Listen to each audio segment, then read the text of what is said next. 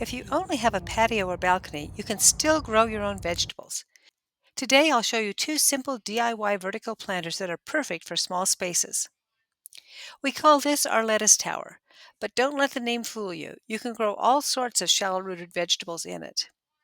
To make it, we used a 10-foot PVC pipe and a large pot we got from our local nursery's pile of extra containers.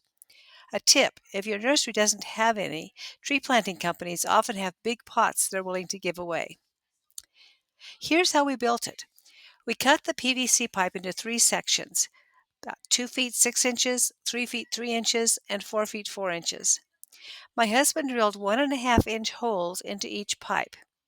He made 4 vertical columns of holes, spacing them 6 inches apart and staggering them for better coverage.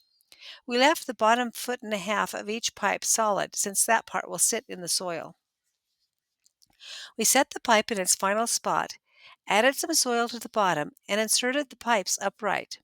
Then we placed seed potatoes around the base and started filling the pipes with soil.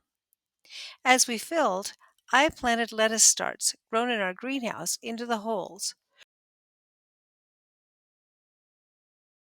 For the top holes, I added pea seeds. Then we watered from the top.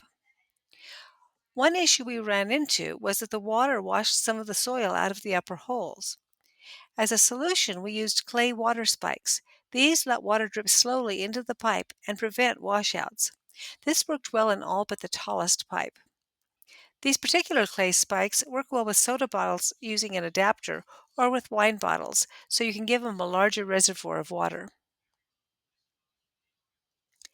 The next planter is a strawberry tower, but you can use it for any shallow-rooted plant. This idea has been around for years. I first saw one nearly 2 decades ago. You can buy a metal version online for $319. Ours costs just over $50, including the potting soil. So here's what you need. 1 15-inch or larger pot, 5 6-inch pots, 1 4-foot rebar, a large bag of potting soil, and optionally drip irrigation tubing. Drill drainage holes in the bottoms of your pots if they don't already have them. Try to center them as much as possible. Fill the bottom, the largest pot, with soil. Insert the rebar and press the soil down firmly. If you're using irrigation, you can run a drip line up through the center and install a soaker ring in the bottom part. We put together different pieces of the irrigation tubing before we started so that it would be easier and quicker to install them as we built. Run a line to the center and install a soaker ring in the bottom pot. Slide the next pot onto the rebar and irrigation tube. Tilt it slightly to one side, then fill it with soil and add a dripper. Repeat with the remaining pots, alternating the tilt as you stack. This process goes quickly, especially if you're not adding irrigation.